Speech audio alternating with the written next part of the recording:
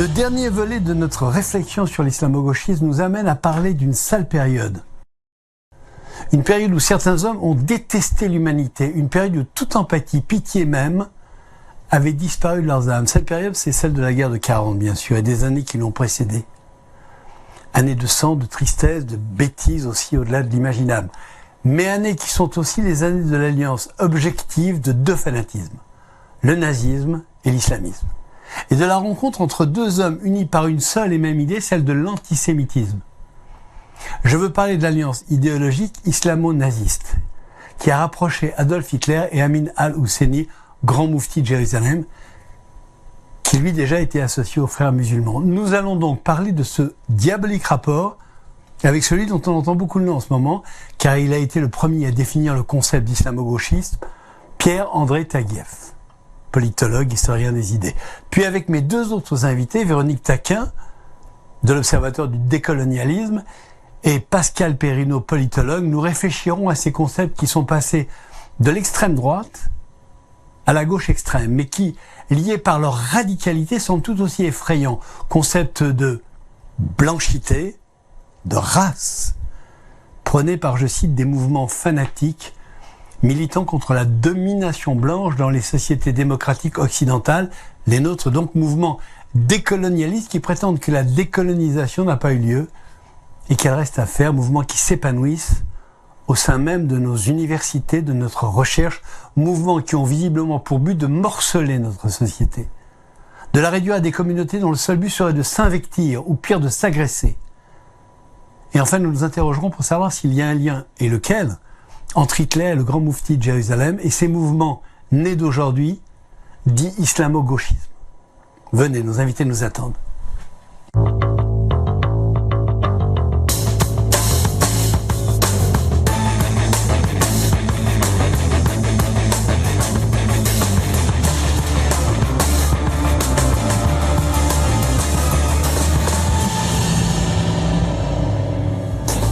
Véronique, bonjour. Bonjour. Comment allez-vous ? Comment allez-vous ? Je suis content que vous soyez là, Pascal. Vous avez votre ancien camarade Pierre-André Taguieff qui va apparaître sur ces écrans. Bonjour Pierre-André, comment allez-vous ? Bonjour, et vous ? Vous m'entendez ? Je suis très heureux de vous avoir. Vraiment, ça me fait très plaisir que vous soyez là avec nous ce soir. C'est très convivial, hein. Tout le monde se connaît et j'ai vu que vous étiez tous amis pratiquement. On parle beaucoup de l'islamo-gauchisme. C'est un concept que vous avez été le premier à définir. Donnez-nous rapidement la définition, votre définition de l'islamo-gauchisme. Écoutez, il faut remonter au début des années 2000. J'ai forgé cette expression et défini ce concept pour désigner une alliance observable, de fait, entre des milieux islamistes et un certain nombre de mouvances d'extrême gauche que j'ai qualifiées de gauchistes pour faire court, et ce au nom de la cause palestinienne qui était érigée en nouvelle grande cause révolutionnaire par un certain nombre de marxistes et d'anarchistes, etc. Et cette alliance stratégique contre un ennemi commun, Israël, se fondait sur une image victimaire du Palestinien qui commençait alors, dans les mouvances d'extrême gauche, à être transféré sur le musulman, en se fondant sur l'axiome selon lequel l'islam est la religion des pauvres, des opprimés et des victimes, tant du colonialisme et de l'impérialisme d'ailleurs que du racisme. Dès lors, le péché majeur est l'islamophobie. Être pro-palestinien, dans la perspective gauchiste de ces années où commençait, disons, la seconde intifada, c'était à la fois être antisioniste, anti-impérialiste et islamophile. Et je dirais qu'il y a là une rupture de tradition d'une extrême importance. Alors que dans la culture politique de l'extrême gauche, comme vous le savez, la religion était l'opium du peuple, un opium du peuple qu'il fallait dénoncer. La nouvelle alliance islamo-gauchiste rompt avec cet athéisme militant, mais au seul profit de l'islam politique, perçu comme une force révolutionnaire, voire la nouvelle force révolutionnaire. Alors, Pierre-André, vous avez un livre qui sort, Liaison dangereuse, entre islamo-nazisme et islamo-gauchisme. Ces liaisons dangereuses, elles remontent à quand à peu près? Alors, je dirais que ces liaisons dangereuses pour l'islamo-gauchisme remontent au congrès des peuples d'Orient tenu à Bakou en septembre 1920, où Lénine découvre que l'islam est la religion des nations opprimées et qu'il faut donc ménager les musulmans. Il ne ménageait pas les juifs, il ne ménageait pas les chrétiens, mais les musulmans devaient être des populations à respecter et à embrigader par tous les moyens. Il y a à embrigader ou à respecter? Pourquoi est-ce qu'il prend cette décision? Il prend cette décision parce qu'il veut internationaliser la révolution bolchevique. Nous sommes en 1920, voyez-vous. Et un certain nombre de responsables musulmans au Turkestan, en Azerbaïdjan, etc., prennent le parti des bolcheviks et proposent une première version alors d'islamo-bolchevisme, mais qui va durer 3 ans, puisque au bout de 3 ans, Staline fait arrêter et envoyer en camp de concentration ou faire fusiller la plupart des chefs que j'appelle rétrospectivement, bien sûr, ils ne se désignaient pas comme tels, que j'appelle islamo-bolcheviques. Ça, c'est le premier moment. Il y a un deuxième moment fort intéressant dans ce que j'appellerais la préhistoire de l'islamo-gauchisme, et non pas son histoire à proprement parler, que je fais commencer, disons, au tout début des années 2000, peut-être déjà dans les années 90, avec la fameuse initiative de Chris Arman, qui co-dirigeait le parti socialiste des travailleurs britannique, qui était un parti trotskiste, et qui proposait de faire alliance avec les mouvances islamistes, toujours perçues comme anti-impérialistes, anti-racistes et anti-capitalistes. Mais entre-temps, il ne faut pas oublier la conférence de Bandung de 1955, et cette conférence a eu une grande importance, même si elle n'a pas été, comment dire, le berceau, le nouveau berceau en quelque sorte de l'islamo-gauchisme. Elle a permis la constitution sur la base d'un anti-impérialisme commun, des peuples non alignés, etc., d'un antisionisme radical. Et le troisième moment de cette préhistoire de l'islamo-gauchisme, c'est bien sûr l'alliance entre le parti communiste iranien, qui était le plus important parti communiste au Moyen-Orient, le Toudeh, avec l'ayatollah Khomeini. Disons que cette idylle a duré de 1978, la révolution a eu lieu en 79, jusqu'en 83, Khomeini s'est débarrassé de ces communistes qu'il avait roulés dans la farine. Donc on peut dire que l'islamisme a digéré, avalé, dévoré le communisme en Iran. Et on en arrive, bien sûr, à ces premières années de l'intifada à l'Aqsa, la seconde intifada, qui commence, comme vous le savez, fin septembre 2000, et qui va durer jusqu'en 2005. C'est durant ces années que, je dirais, la sauce prend. Et elle prend notamment parce que les milieux altermondialistes deviennent très populaires dans l'extrême gauche, chez les anciens communistes, bien sûr, chez les trotskistes. La plupart des trotskistes rallient à l'altermondialisme sous une forme ou sous une autre. Prenez par exemple la France, le monde diplomatique est l'organe en quelque sorte de de l'altermondialisme à partir du milieu des années 90. Et beaucoup de trotskistes donc se rallient à l'altermondialisme. Et c'est à ce moment-là, vous vous souvenez que c'était en janvier 2001 que sont lancés les fameux forums sociaux mondiaux. Tariq Ramadan, comme par hasard, et d'autres mouvances, frères musulmans ou salafistes, sont régulièrement invités dans ces forums. Le Forum social européen, les forums sociaux européens, etc., où Ramadan a son rond de serviette. Ce qui fait que, disons que l'altermondialisme s'islamise, compte sur cet apport de nouvelles forces révolutionnaires que sont les masses musulmanes, et d'autre part les théoriciens, les stratèges, issus surtout des frères musulmans, qui sont les plus intellectualisés des mouvances islamistes. Les stratèges des frères musulmans, tels Tariq Ramadan et bien d'autres, donnent dans l'anticapitalisme, dans l'anti-impérialisme, dans l'antiracisme, donc s'accordent en quelque sorte avec le bruit de fond idéologique de l'extrême gauche de l'époque. Voilà. Donc est-ce que c'est l'extrême gauche qui va vers l'islam? Ça n'est pas l'inverse. Exactement. C'est au fond ce que j'ai étudié à partir de 2000, notamment dans mon livre La nouvelle judéophobie, paru en janvier 2002, et dans beaucoup d'autres livres par la suite, Prêcheurs de haine en 2004, et La judéophobie des modernes en 2008. C'est précisément cette évolution de la gauche, de plus en plus islamophile, et je dirais même islamismophile, car elle trouvait, beaucoup de séduction à un certain nombre de mouvances islamistes organisées, quelquefois djihadistes, mais pas nécessairement.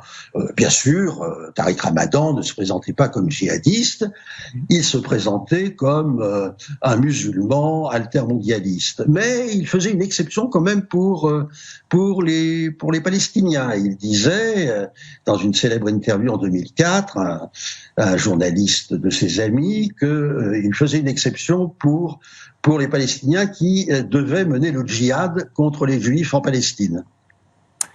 Bien, ben voilà, je crois qu'on a fait un tour. Maintenant, on comprend mieux d'où vient le terme islamo-gauchisme. Merci mille fois, Pierre-André. Je sais que vous m'avez demandé de vous libérer tôt. Eh bien, je vous libère. Je sais que vous n'avez pas fait de plateau. Vous avez accepté de faire le nôtre et ça me touche beaucoup. Et puis, à très très vite, j'espère. Merci. Très bien. Donc, nous voilà avec notre un peu le maître de l'islamo-gauchisme qui vient de parler, qui vient de faire un historique. Sur quoi est-ce que cet islamo-gauchisme débouche? Oui. Je commence avec vous. Alors, donc, sur quoi est-ce que ça débouche aujourd'hui? Alors là, aujourd'hui, il y a une polémique qui a été créée quand même, on peut le rappeler, par les propos d'une ministre, oui. Frédérique Vidal, qui en a parlé. Sait, elle fait une déclaration. Non, mais c'est pas du tout pour la critiquer ni rien. C'est parce que il faut restituer quand même le contexte dans lequel on s'est mis à parler d'islamo-gauchisme. Et aujourd'hui, avec cette intensité, elle dit pourquoi CNRS, tout le monde... Voilà. Faites-nous une enquête, expliquez-nous un peu ce que c'est que cette histoire. Ensuite, il faut penser à ce qui s'était produit avant, lorsque Jean-Michel Blanquer avait attiré l'attention sur ce problème de l'islamo-gauchisme, et il ne l'avait pas fait dans n'importe quelle circonstance, puisque c'était dans la série des commentaires qui avait suivi l'assassinat du professeur Samuel Paty, par un terroriste islamiste. Et donc, il faut quand même garder en tête les raisons pour lesquelles l'islamo-gauchisme a été pointé comme la question par excellence, alors qu'en fait, il y a beaucoup d'autres types de problèmes qui se rattachent à ce même foyer, donc on peut parler. Donc, je dis ça parce que le décolonialisme est un ensemble plus vaste. Oui, mais je suis d'accord, voilà. Pascal, mais est-ce que justement tous ces sous-islamo-gauchismes qui se déclinent, comme le dit Véronique, est-ce que ils n'ont pas derrière eux une engeance islamo-gauchiste qui les pousse? Ah ben bien sûr, il y a, si vous voulez, différentes sources. Et quand on a écouté notre ami Pierre-André, qui est le fondateur de cette notion, on voit d'abord qu'il y a intérêt à en parler.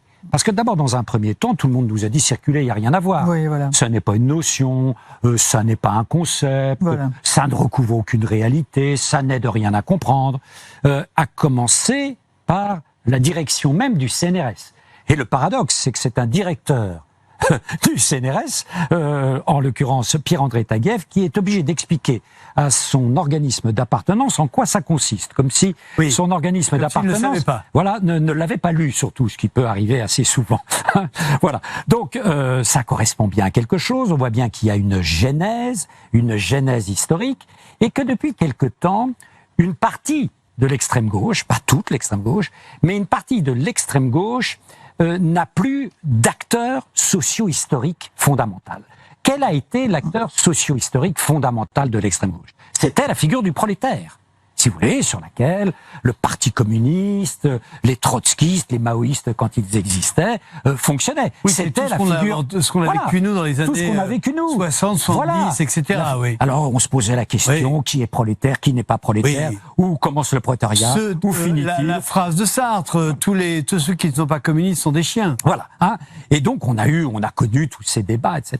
Mais le problème, c'est qu'en changeant de société, en passant de la société industrielle à la société post-industrielle, cet acteur social central des sociétés dans lesquelles on vivait dans les années 40, 50, 60 et encore 70, peu à peu devient un acteur marginal. Qui parle aujourd'hui encore du prolétaire?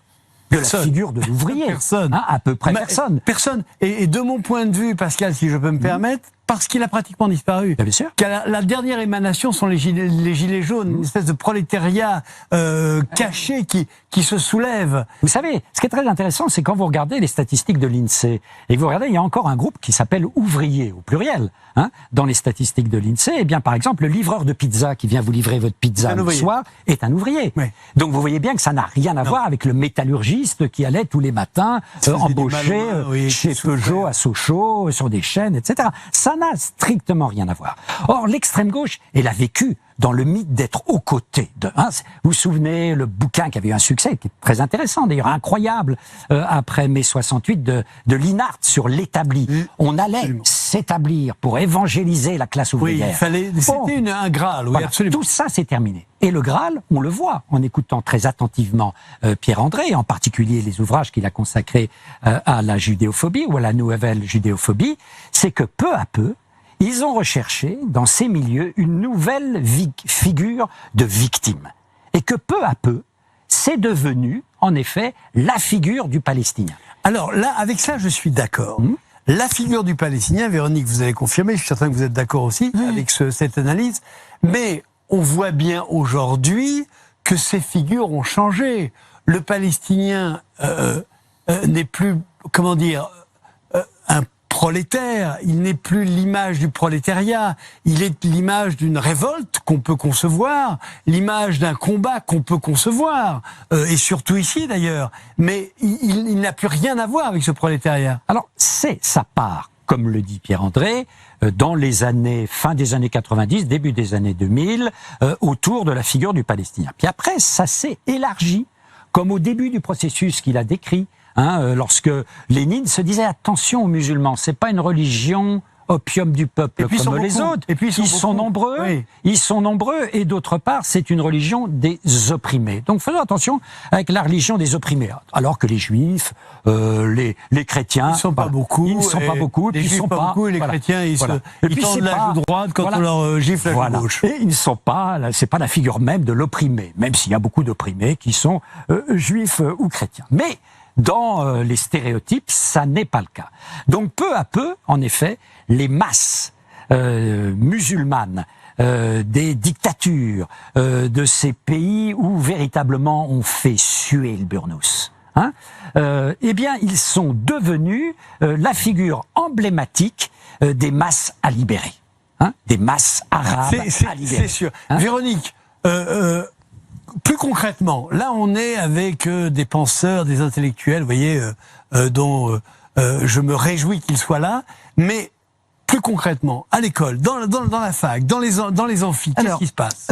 Pour ce qui concerne la présence de problèmes spécifiques à l'islamo-gauchisme, on a un certain nombre de faits, mais ce ne sont pas les seuls. C'est-à-dire que, comme je le disais tout à l'heure, il y a, et c'est pourquoi cet observatoire du décolonialisme et des idéologies identitaires a été créé, toute une série de problèmes qui se rattachent à des mobilisations qui ne se réclament pas nécessairement de la religion, mais de la race, en ayant d'ailleurs intégré l'islam à la question de la race, c'est-à-dire en faisant de l'islamophobie... Pardon, excusez-moi. Il y a des choses qui me choquent terriblement. C'est qu'on parle de race. Oui, bien sûr. Il y a des choses qui me choquent, c'est qu'on parle de blanchitude. Ça me rappelle les Ariens, la race aryenne. Tout ça, alors, on n'a pas parlé, je l'ai parlé dans mon éditorial, mais pas à Pierre-André, de ce rapport entre Amin al-Husseini et Hitler en 41, quand al-Husseini, le grand moufti de Jérusalem, va rejoindre Hitler. Moi, je vois quand même là vous savez un peu l'image que les communistes avaient de Trotsky, Lénine, etc.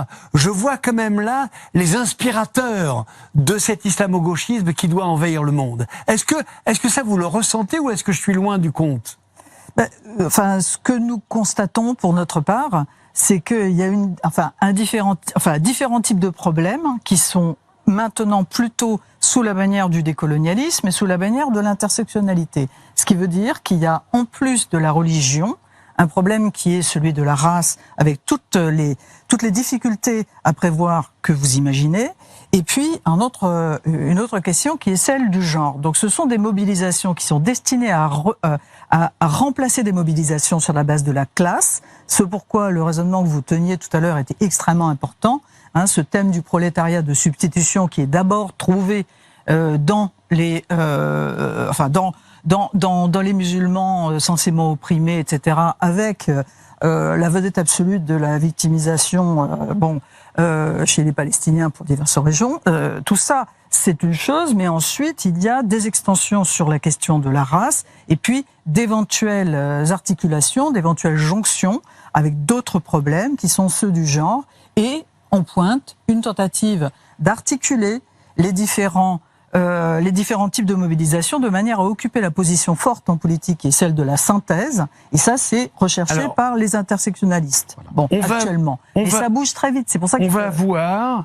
On parle de prolétariat, on parle de classe, donc on va parler de lutte des classes. On va voir dans la deuxième partie si cet islamo-gauchisme a remplacé la lutte des classes dont rêvaient nos camarades, vous savez, dans les amphis en 68, quand ils parlaient que je comprenais pas grand-chose et que je me réjouissais d'être là. Voilà, on se retrouve dans une minute. Pascal Perrineau, Véronique Taquin et Pierre-André Taglieff qui était avec nous tout à l'heure, qui nous a fait son grand exposé de son grand oral. On va écouter Ala Oukili, qui est éditorialiste pour Elie sans interdit et qui, à mon avis, va inspirer la suite de notre entretien. On écoute Ala. Interrogé sur des idéologies antiscientifiques qui pénétreraient le milieu de la recherche, Olivier Labou, vice-président de la conférence des présidents d'université, a rappelé que l'université, c'est la liberté, et qu'il ne faudrait pas trop s'attarder sur les autodafés du livre de François Hollande à l'université de Lille au nom du néo-féminisme, sur l'annulation de la conférence d'Agazinski à l'université de Bordeaux après qu'elle ait reçu des menaces pour son opposition à la GPA, sur l'exclusion du sociologue Stéphane Dorin de son laboratoire de recherche pour avoir osé dénoncer l'influence des théories décoloniales à Limoges, sur Charb, dont une lecture spectacle a été annulée à l'université de Lille 2 pour soupçon d'islamophobie. Et j'en passe.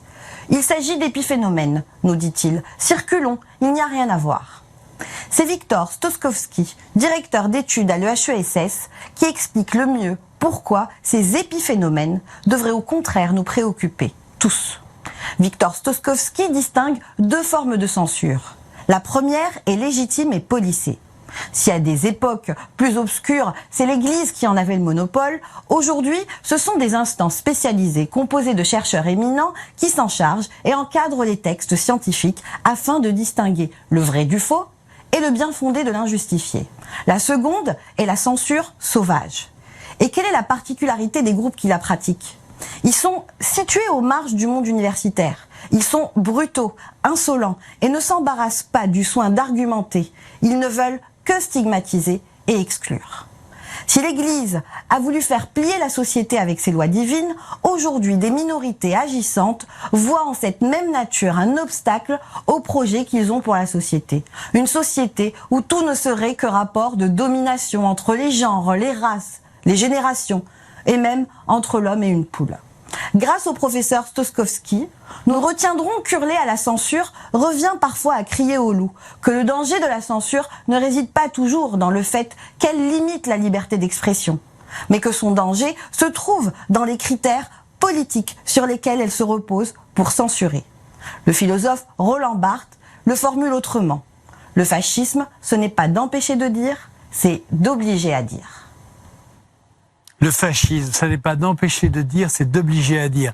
Est-ce qu'il y a, je reviens à l'islamo-fascisme, Pascal, est-ce qu'on est là-dedans en ce moment? Est-ce qu'on en sent la poudre? Écoutez, là, l'éditorialiste parlait de ces livres qu'on déchire. Hein, c'est terrible. À Sciences Po Lille, de déchirer à brûler, vous voyez, c'est la même volonté d'annihiler le texte. Hein. Et donc, on n'est pas loin à ce moment-là de formes de fascisme et d'intolérance. Oui, il y a une montée dans le milieu intellectuel de l'intolérance, c'est évident. On empêche certains événements essentiels pour l'expression du pluralisme universitaire. Qu'est-ce que c'est qu'une université sans pluralisme? C'est ça qui est beau, l'université, c'est de parler, c'est d'échanger. Bien sûr. C'est d'apprendre, de contester, mais dans le dialogue. Et de parler à des adversaires, et non pas à des ennemis qu'il s'agit d'éliminer. Or là, on est passé de la culture de l'adversaire à la culture de l'ennemi qu'il s'agit d'éliminer. C'est qu'a commencé le national-socialisme. Bien sûr. On a fait taire les intellectuels, on a fait taire les scientifiques, on a commencé à donner des coups, et après on sait ce qui est arrivé. Voilà. Et donc, il y a de nouvelles inquisitions, il faut bien dire le mot, qui se mettent en place. Hein, et qui cherche à imposer une sorte de doxa à laquelle ceux qui prétendent entrer, en particulier dans la carrière, doivent se plier. Hein. Il faut bien regarder, par exemple, sur les thèmes dont on parlait tout à l'heure, sur les thèmes de l'intersectionnalité, du genre, de l'écriture inclusive, comment il commence à y avoir une véritable doxa qui se met en place et qui constitue la porte d'entrée incontournable. Or, très bien qu'il y ait l'écriture inclusive, très bien que l'on réfléchisse. C'est intéressant ce que vous dites, pardon, mais on a fait un triptyque de 3 émissions sur l'islamo-gauchisme là, qui est celui-ci le dernier. Des invités ont été menacés, ont été insultés parce qu'ils venaient ici. C'est-à-dire que on interdit, Véronique, on interdit, vous avez été menacé, insulté, mais on interdit l'expression, on interdit la discussion. Proportion bien moindre. Mais effectivement, des amis linguistes qui se voient empêchés d'accéder à la publication à laquelle leur carrière normalement leur donne accès, parce que ils s'opposent à l'écriture inclusive avec d'excellentes raisons de linguistes qui sont bien argumentées et qu'on essaye de les obliger à écrire leurs articles en écriture inclusive. Comment voulez-vous que Yana Grinspun dise oui quand on lui dit vous allez réécrire ça en écriture inclusive pour publier dans telle revue, je ne sais pas si je peux le dire, mais ça va sortir tôt ou tard. Bon, voilà, ce sont des phénomènes de censure qui sont inadmissibles.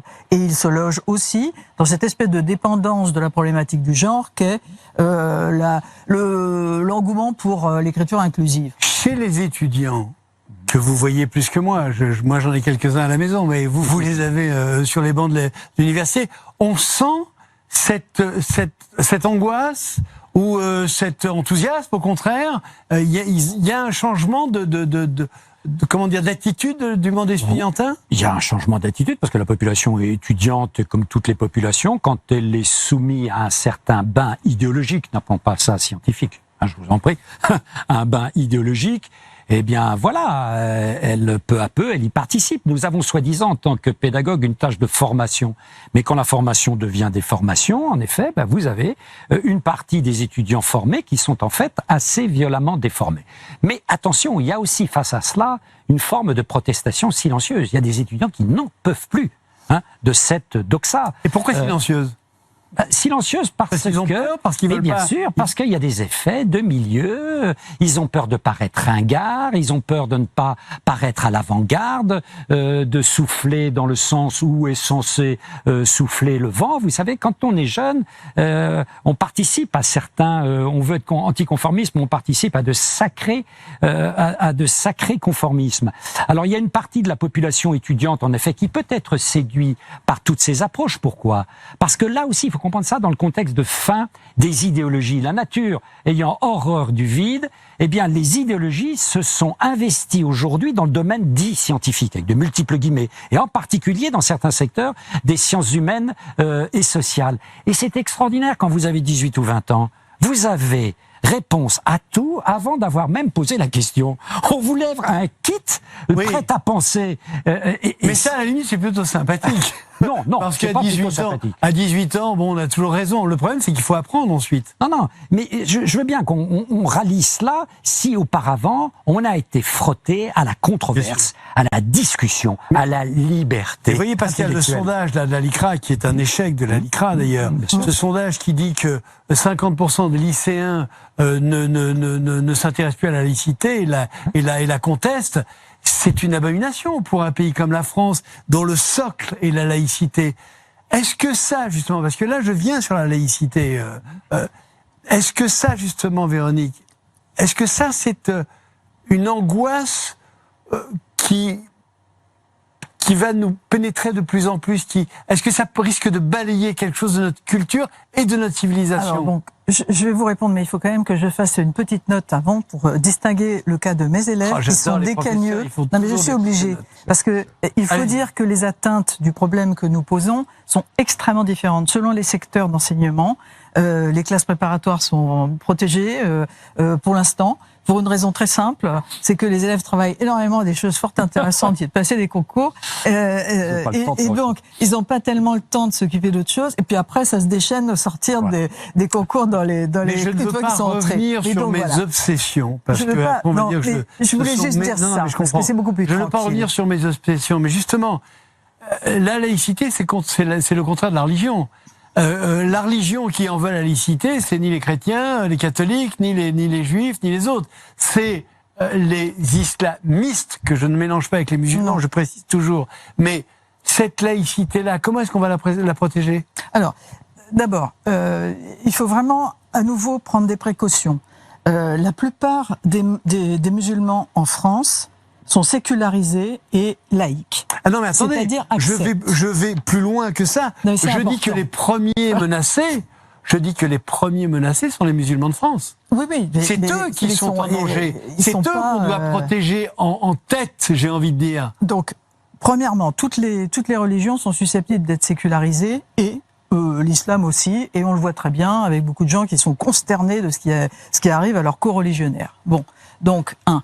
2, malheureusement, le phénomène démographique que semble annoncer la tendance là concernant les jeunes qui se dissocient en part trop importante qui va de la laïcité. Avec l'immigration, bien sûr. C'est pas une chose qui va disparaître en 5 minutes. Donc il y a un problème très très sérieux et il faut le prendre en compte. Bon, donc et ça c'est un problème qui commence à apparaître sérieusement dans des données comme ça biographiques. Ensuite, est-ce que on a les moyens de se défendre? Oui, bien sûr. Et notamment à partir du moment où ces débats sortent des petits cercles intellectuels marqués par un fanatisme très dangereux et débouchent dans le public. Mais là, on retrouve des réflexes de bon sens de citoyens qui n'ont aucune envie de se laisser embarquer dans n'importe quoi. Par conséquent, non, la bataille n'est absolument pas compromise. Loin d'être perdue. Non, pas du tout. Rien de... Voilà. Oui, je dirais même, d'ailleurs, pour prolonger ce que vous dites, qu'il faut faire très attention, parce que ça agite un tout petit monde.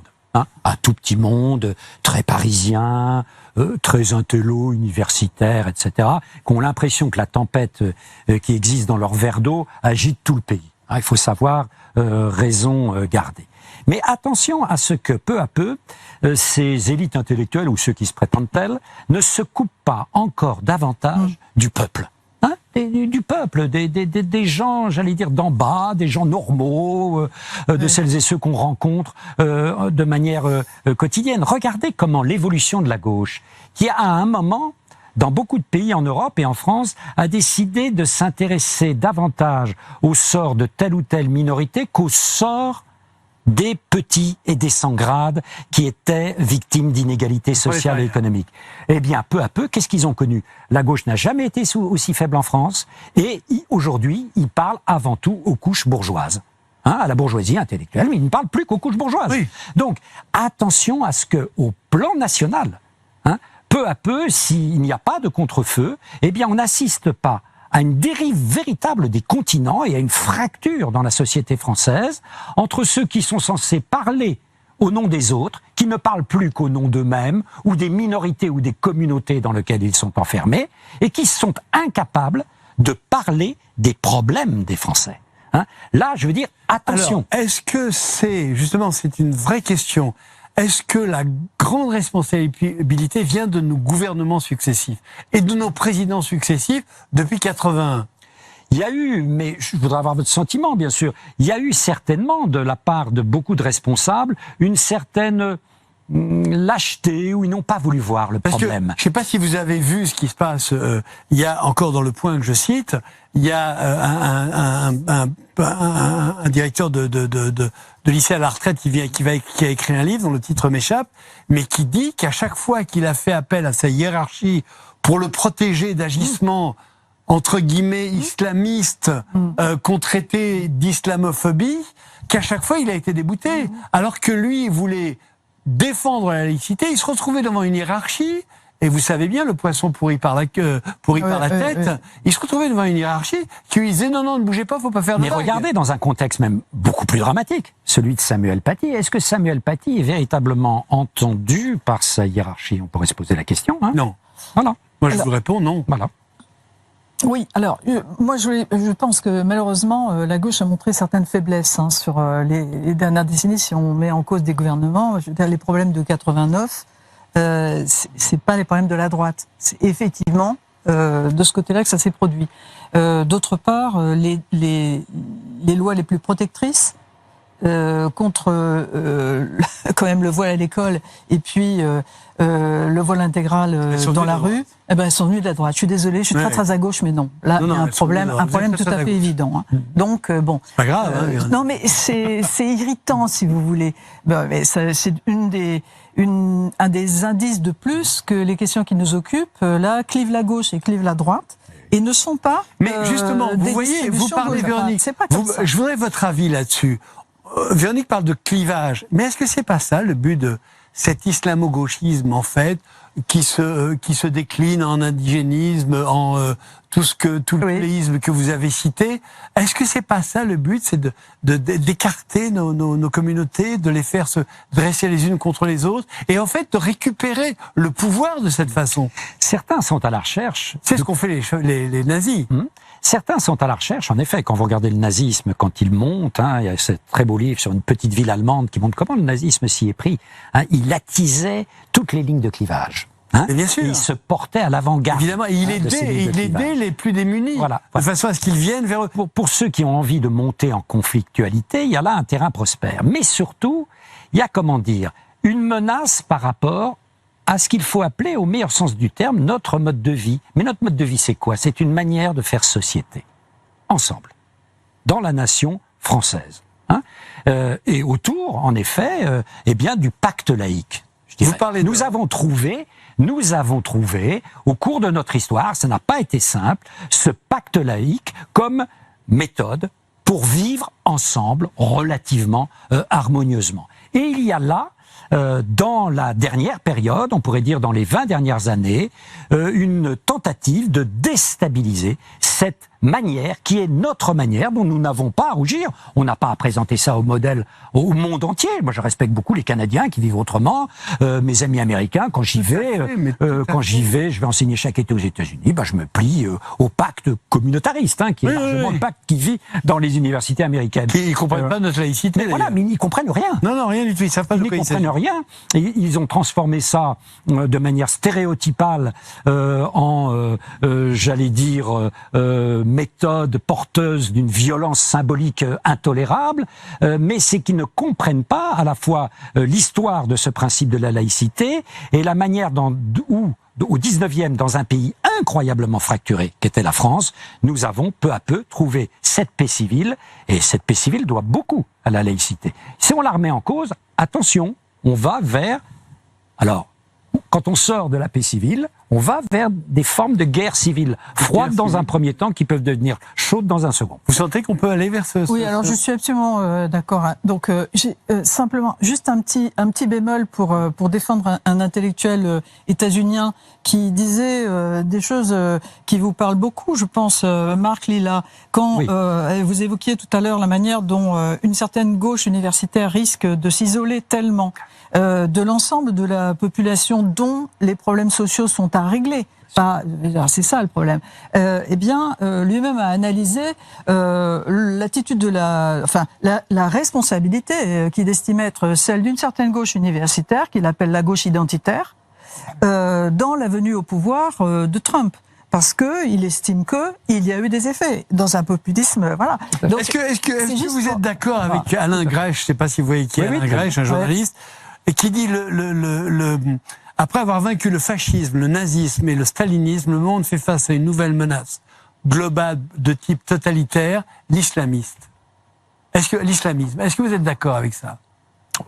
Si vous voulez, parce que ça c'est gravissime. On parle de concepts qui ont fait des centaines de millions de morts. Bien sûr, bien sûr. Et les premières victimes, faut le rappeler, de l'islamisme, ce sont les musulmans. Oui, mais on l'a rappelé et on le redit.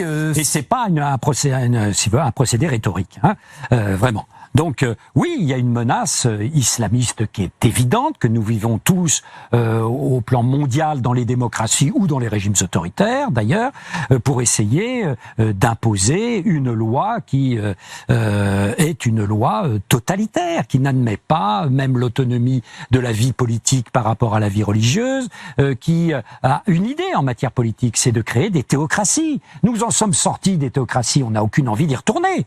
Hein, si certains pays choisissent cette voie, c'est leur problème. Mais c'est vrai que l'heure est venue, mais ça fait tout de même depuis de nombreuses années, l'heure est venue d'opérer une certaine résistance à cela.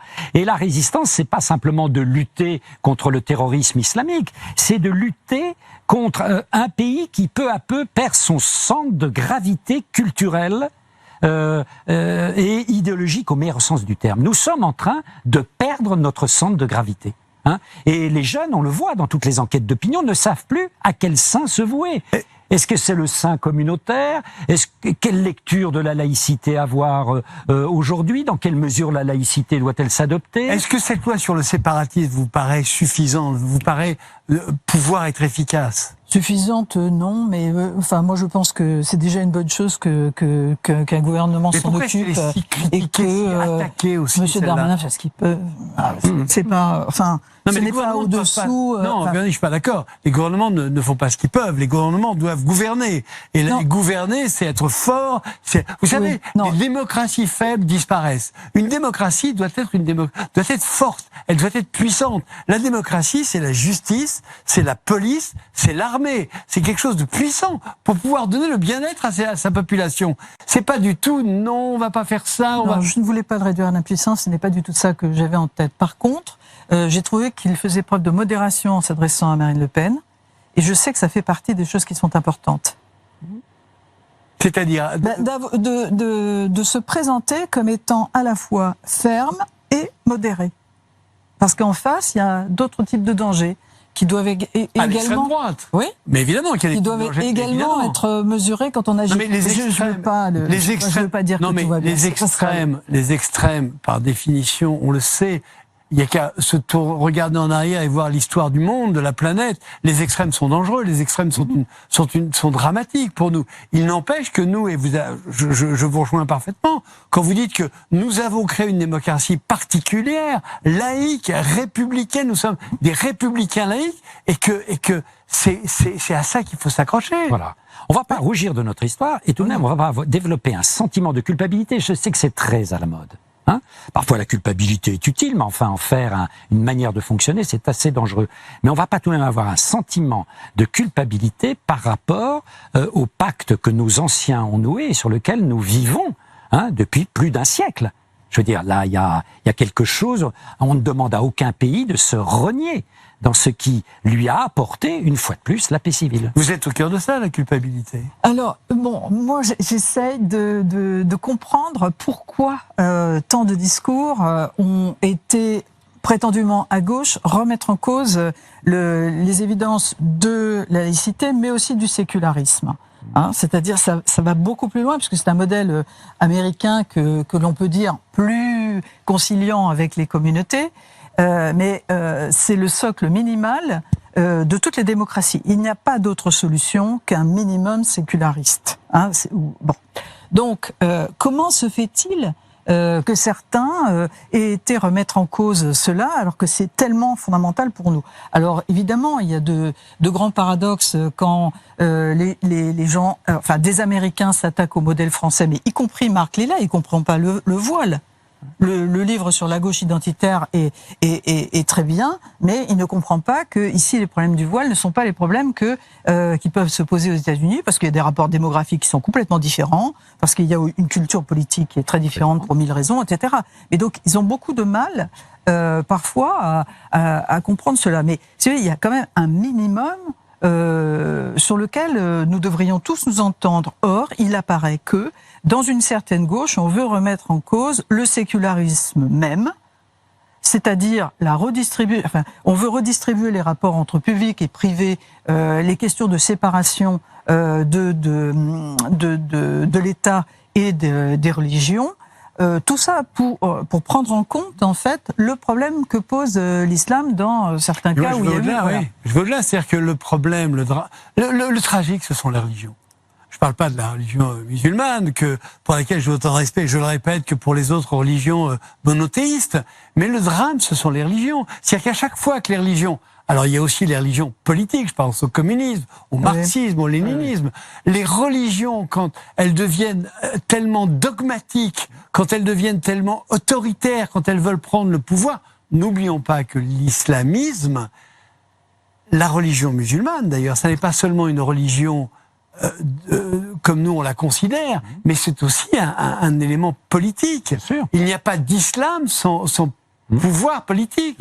On est bien d'accord. Donc c'est ça qu'il faut craindre. Tout à fait. Et le grand paradoxe, le grand problème qu'il faudrait s'efforcer d'éclairer, c'est pourquoi des femmes et des hommes de gauche, avec un fort héritage laïque tout de même, parce que la gauche et le combat laïque, c'est pas une histoire qu'on a construite, c'est pas une histoire artificielle, c'est une histoire qui a été vécue, qui connaît de grands moments, de grandes manifestations, etc. Et vous vous souvenez que ces images des curés qu'on sort des écoles, des crucifix qu'on enlève.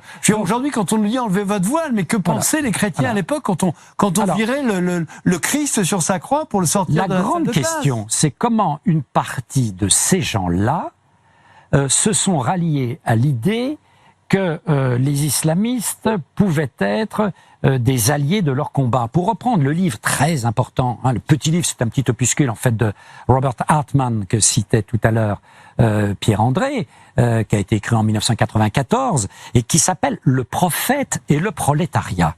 Ça veut dire que, voilà, maintenant, le prophète a besoin du prolétariat, mais le prolétariat, ou ceux qui se prétendent les représentants du prolétariat, ont besoin du prophète. On est à 10 000 lieues, j'allais dire, de cet héritage et de ce patrimoine laïque qui était une des richesses de la gauche française. Dans la mesure où là, on a tout de même, et ça n'a pas été rien, sur le pavé parisien, il y avait des gens qui étaient dans la même manifestation, certains criaient Allah Akbar, honoraient le prophète, et d'autres chantaient l'Internationale. Mais là, vous dites, mais attendez... C'est le principe des majorités, c'est-à-dire des majorités négatives veulent toujours aller vers des majorités, même si elles sont négatives. Voilà, nous sommes à la fin de cette émission, et surtout à la fin du triptyque que j'ai voulu faire sur l'islamo-gauchisme. Je voudrais dire, à quelle caméra je m'adresse, voilà, je voudrais dire que ici, c'est un lieu de liberté, parce que on a eu quelques pressions ces derniers temps, on a eu quelques menaces, entre guillemets, qui ne me soucient pas, mais qui m'interpellent. Je voudrais dire que cette émission, Émission Interdite, c'est un espace de liberté, qu'on reçoit des gens de tous bords, qui ont chacun des choses à dire, et que je continuerai à recevoir des gens de tous bords, parce que c'est comme ça que se crée la démocratie, dans le dialogue et dans l'écoute de l'autre. Voilà. Merci beaucoup, merci, c'était vraiment un plaisir de vous avoir. Et puis nous, à dimanche.